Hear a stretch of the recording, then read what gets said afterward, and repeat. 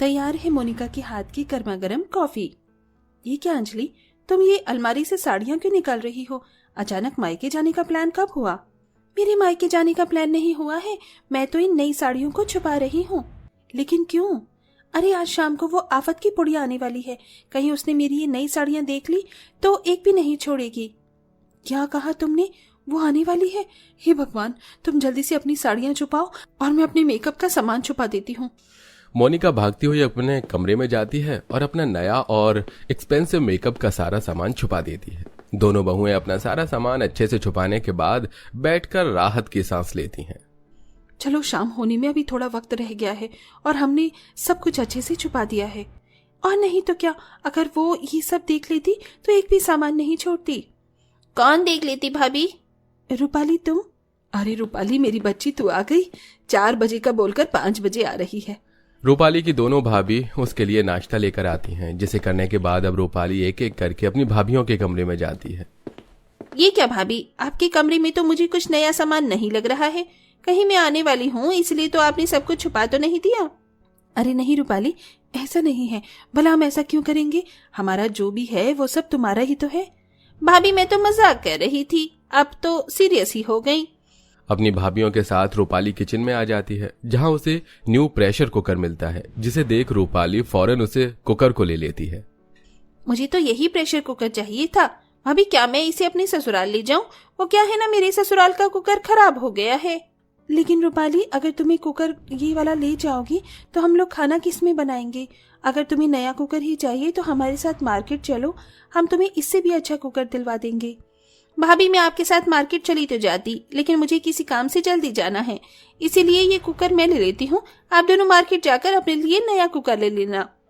इतना कहकर रूपाली नया प्रेशर कुकर लेकर सीधा अपने ससुराल चली जाती है, जिसे देख उसकी दोनों भाभियां। जब भी आती है कुछ न कुछ लेकर चली जाती है। शादी में हमने इसे इतना सारा दहेज दिया है, किसी भी चीज की जरा भी कमी नहीं छोड़ी, फिर भी इसका पेट नहीं भरा। वैसे तो नंद भाभी में बड़ा ही प्यार होता है, लेकिन इन नंद भाभियों का रिश्ता थोड़ा अलग था। जहां सारी भाभियां अपनी नंदों के ससुराल से आने का इंतजार करती, वहीं ये दोनों भाभियां अपने नंद की मायके ना आने की भगवान से प्रार्थना करती।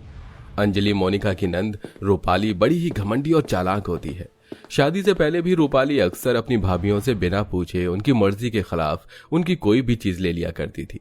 वहीं शादी के बाद भी रूपाली आए दिन अपने मायके आकर कोई ना कोई चीज अपनी ससुराल ले जाया करती थी, जिससे उसकी दोनों भाभियां काफी परेशान रहती हैं। ऐसे ही एक दिन, अरे कितनी अच्छी खुशबू आ रही है ना पनीर टिक्का की। मेरे मुंह में तो अभी से ही पानी आ रहा है। अरे जरा ये कटलेट तो देखो, इनकी खुशबू से तो पूरा घर महक उठा है। आज तो जमकर खाएंगे। दोनों बहुएं मिलकर आज रात के खाने में काफी तरह के पकवान बनाती हैं कि तभी वहां उनकी सास सुनीता आ जाती है। अरे वाह, पनीर टिक्का, मलाई चाप, कटलेट, बिरयानी, आज तो बहुत कुछ बनाया तुम दोनों ने। मैं जल्दी से रूपाली को कॉल करके यहीं बुला लेती हूँ, आज हम सब लोग साथ में खाना खाएंगे। इतना कहकर सुनीता अपनी बेटी रूपाली को कॉल करने के लिए चली जाती है, जिसे देख, हे भगवान, इतने अरमान से हमने इतना सारा पकवान बनाया था, लेकिन अब वो रूपाली की बच्ची इन सबको चट कर जाएगी और हमारे लिए जरा सा भी कुछ नहीं बचेगा। मोनिका की बात 100% सच निकलती है।